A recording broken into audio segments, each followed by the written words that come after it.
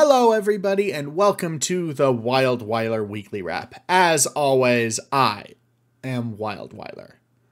I returned to the scene of the crime, and by that I mean I went back to Wallace, Idaho. The crime, of course, being that lie that there was a ghost town in Burke, Idaho, which there isn't. There isn't really a ghost town. There's a broken ore refinery on the side of a hill, but there's no town, as it were. Although, once again, in the train station depot museum of Wallace, Idaho, you can see pictures of what Burke, Idaho looked like, but that town no longer there. Which is to say, I knew that, but last time I didn't get to explore Wallace, Idaho, so I did it this time, and it was fun and nice, and I toured a mine, but it was also cold and wet for this time of year.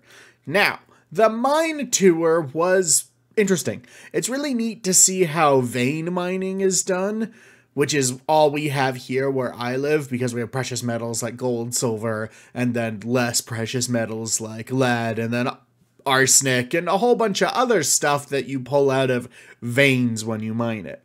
So vein mining is not like salt or coal mining, which is done in layers. Like there's a stratum of salt and a stratum of coal. So you basically go down to where it is and just clear out that area. If you've ever played Portal 2, that's where you get those big caverns, because salt sits in a big old layer in there and you just chop it out.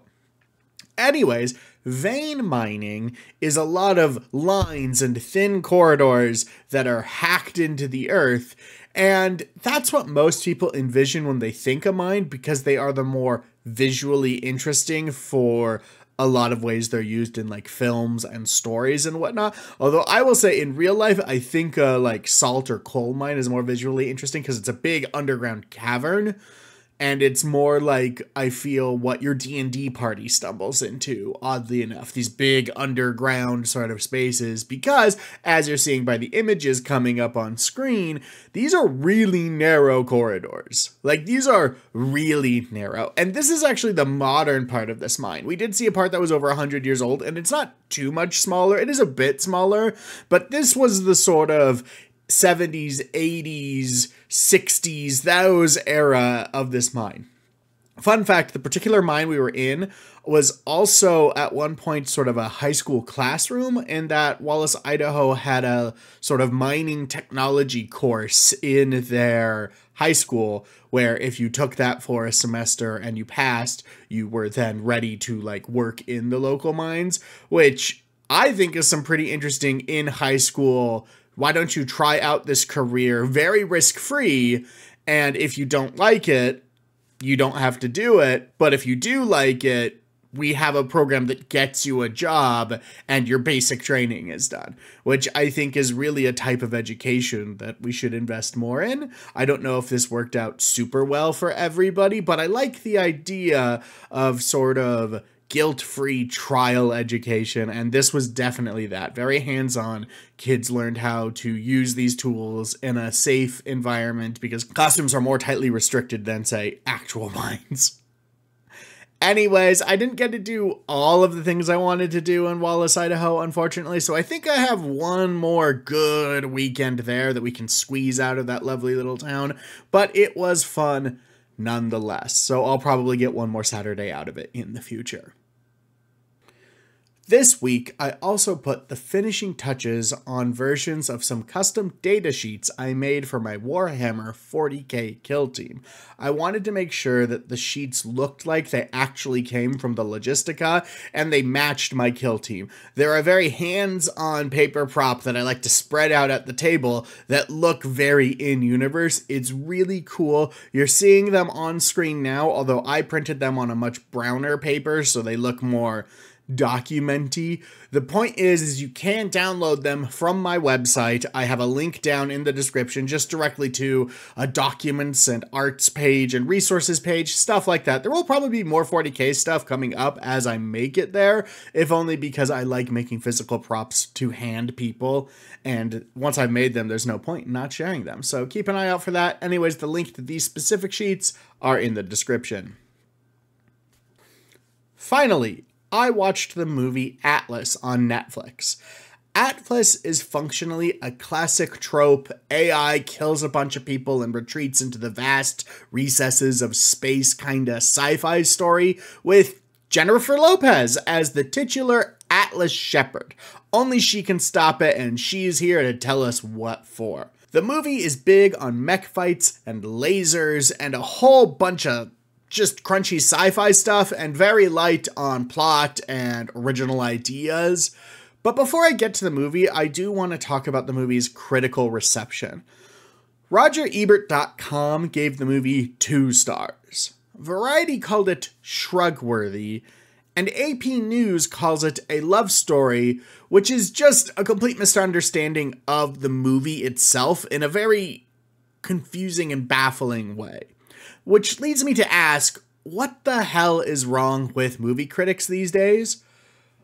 RogerEbert.com is upset that it's not a mega blockbuster like I, Robot or Minority Report, which weirdly forgets that Roger Ebert himself called I, Robot single-minded and disappointing, so I'm not entirely sure what they're going on about there. But beyond that, Atlas is a 2-hour sci-fi movie on Netflix. This is a Sunday night film, and what I mean by that is it's Sunday night, you have to go to work tomorrow, but you're not ready to go to bed yet, and this is what you're putting on. You're not leaving your house, you're not going to a theater, friends aren't coming over, like this is just something because you're not ready to go to bed yet, and you want to see Jennifer Lopez fly a giant mech around and punch people. And it's great for that, and there's nothing wrong with that. Not every movie has to be huge, critics. We should bring back casual double feature movies and let people just be entertained for a bit. Not everything has to be deep and big and overly written and crazy insanely produced. We can just make normal, regular stories that aren't groundbreaking, and it's fine. It's really frustrating that this is the way critic culture has gone, where everything has to push the envelope. Everything has to require 100% and total engagement of your body, mind, and soul, or else it's not good. Trust me, the movie's fine. And the best example I have of this is Godzilla -1. That seemed to take people by absolute shock and storm that it was just great. And one of the reasons it's great is it has very boxed in, understandable, and achievable goals. It's a Godzilla movie. We already come to it knowing a lot. Atlas is a evil AI movie. We already come to it knowing the general tropes of this exact sci-fi film. It's fine. Mind you, I'm not saying Atlas is as groundbreaking in its own way as Godzilla -1 is. What I'm saying is it fit in a place, and just because a movie aims for that place doesn't mean it's shrug-worthy. It's a streaming movie on Netflix. Judge it for what it is, critics. Atlas is fine. Fundamentally, it's a movie about a woman overcoming her trauma that has caused her to develop some prejudices. And along the way, she makes a new friend. And it's a friend. AP News. Not every movie where people like each other is a romance film. I, of course, mean that in the genre of film sense. I think romance in friendships can be important to knowing and caring for one another, but I digress. The biggest problem I had with Atlas is its fundamental misunderstanding about how computers and AI work, or in this case, would work. I say that as somebody who has a computer science degree, so I am a bit close to this, but when I turned off the part of my brain that was hypercritical about that and treated the AI as a MacGuffin, everything sort of worked out. It's fine. Except for maybe the part, except for maybe the part where she beats the AI at chess. Nobody's beating AIs at chess. Chess can be brute forced by an AI of sufficient intelligence, and we're there now for the most part. Nobody has meaningfully beat a chess computer unhandicapped in the past 20 years. So there is that. Which is to say, that was the only thing I couldn't let go of, and it bothered me probably a little bit too much. But if that's the only thing somebody with a computer science degree who understands how computers would and should and do work, that's the only thing I couldn't let go of, this movie's doing pretty okay. I give Atlas a 6. It's fine.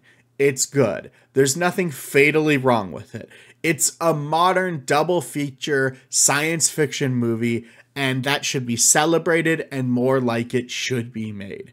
And frankly, we should also celebrate Jennifer Lopez for starring and producing in sci-fi movies where she gets to drive big robots and punch things. If I was multi-talented superstar Jennifer Lopez, all I would be doing for the rest of my career is specifically producing movies where I get to do cool stuff, and it seems like she's doing it. That does it for this week. On YouTube, there will be another episode of my Warhammer 40k Space Marine Let's Play. On my blog, there will be a new Kill Team After Action report, which is good because it's fun, but also it's bad news for the Emperor's own kill team, unfortunately. There will be no vlog next week as I am off to go to a wedding. As always, have a wonderful day, and thank you for watching. Bye-bye.